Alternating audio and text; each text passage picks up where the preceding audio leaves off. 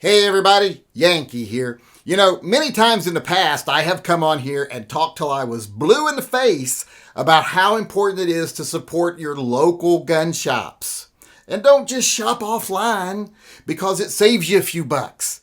Support your local dealers. It's important. It's worth a little extra money to keep that resource there. And today I want to come on here and bitch about another reason why I don't like online gun retailers. Except for grabagun.com, they're awesome because they help me do TYMP. They make it possible, and I don't want to tick them off to where they get tired of my crap. So remember, they're excluded from anything I say right here.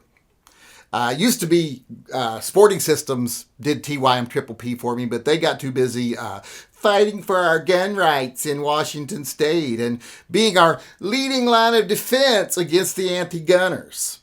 And I'm very sincere about that. I hope that didn't sound sarcastic. That's actually true. That's why I went somewhere else so they wouldn't be burdened with it.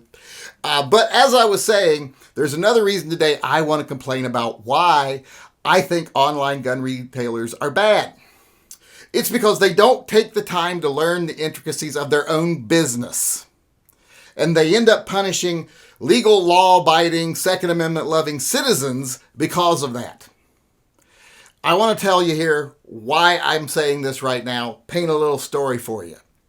You know, recently, I kind of fell in love with a gold Colt Python. It's 24 karat gold plated.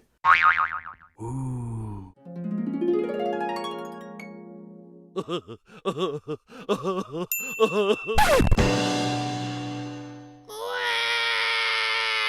But I can't afford it. It will be an unrequited love forever because, like I said, cannot afford that gun. It's way outside my price range. So in a fit of desperation, heartbreak, sadness, near depression, I decided, you know what? I'm going to compromise my principles and buy a gun I've always wanted, but never would because of where it's made. And I decided I was going to buy an 1892 mare's leg from Chiappa Rhino in 44 Magnum. So I went to my local dealer and said, hey, can you get me this? And they're like, all the distributors are out. We can't get one.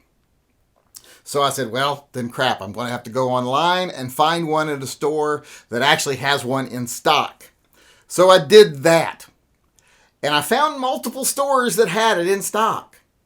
And I contacted 3 of them. None of them would ship to Washington. They said this gun's restricted in Washington. And I'm like, why is a mare's leg restricted in Washington? Legally, that is a 4-shot, 44 Magnum, non-semi-automatic handgun. It's totally legal everywhere as far as I know. But they're like, nope, we don't ship to Washington because of Washington's laws. And you know what? I would understand if you didn't sell to Washington State, the government. If you said, I'm a manufacturer or I'm a distributor and I won't allow sales from my company to law enforcement or the National Guard or any of that, that would make sense because you're punishing the people that passed those stupid laws. But in this case, you're punishing just the citizens because this is something they could have, but you're not letting them because you don't want to take the time to learn what the laws actually are. There's only 50 states, and only a few of them have laws different than the majority of them. All you got to learn is a few of them. And you can look it up easily online. I'm assuming since you're an online retailer, you have a computer. You can program your computer. There's programs that will tell you this item is good for there, this item isn't. But when you deny people in a state the right to purchase from your business, which I'm not saying they have an absolute right to do so. I'm just saying if they can't purchase from your business, if you're denying them that ability, you're not punishing the state that passed those laws or the Bloombergs, etc., that passed those laws. You're giving them exactly what they want. They want the subjects in their state to not be able to obtain firearms. They want them to be cut off from online sources. That's one of the reasons they make the laws so complicated is because they want retailers to go, we're just not going to sell to that state.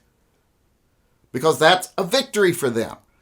So when you don't take the time to learn the rules and actually help the people living in those states under those horrible draconian rules, you're not hurting the people passing the laws, you're hurting the people trying to fight them. That's not good. I even found one that was right across the river in Oregon. They wouldn't ship it to Washington. They're like, nope, we don't ship this to Washington. This is a prohibited item in Washington. I'm like, how? And after that, they never answered me again. Now, luckily, my local dealer said, hey, I'll take care of it. I'll find one somewhere, get it sent over. Because, he's got friends in the gun business in other states. I said, well, that must be nice having friends. I should try it sometime. And I would, if it wasn't for the fact that I don't really want to. But looks like I might be able to get one if he can find one. But I just wanted to come on here and gripe about how online retailers don't care about you as a citizen in your state. They don't take the risk with you.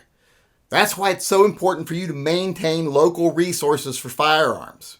Because when your state passes some weird gun law, these big online retailers, well, except for grabagun.com, of course, because they're aces, will cut you off.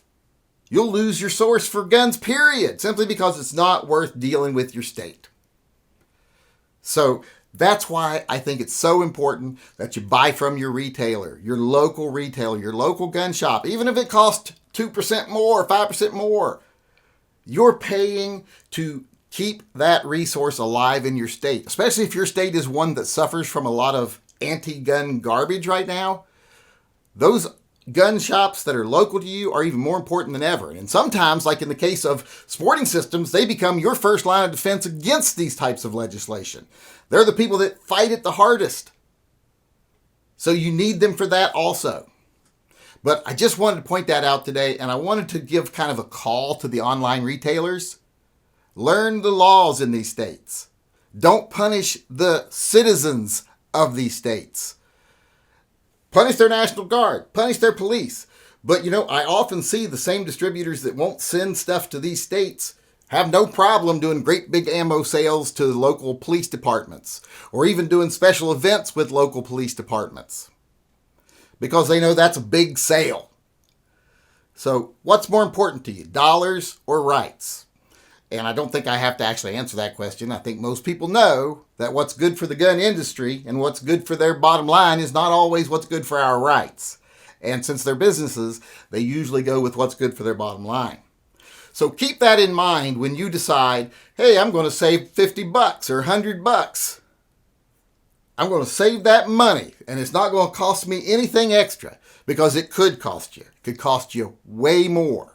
It could cost you your ability to obtain any firearm in the future once your local sources dry up and your local government, your state and local government, make it to where you're untouchable for these online retailers that just don't want to deal with the crap because you're not a big enough dollar sign.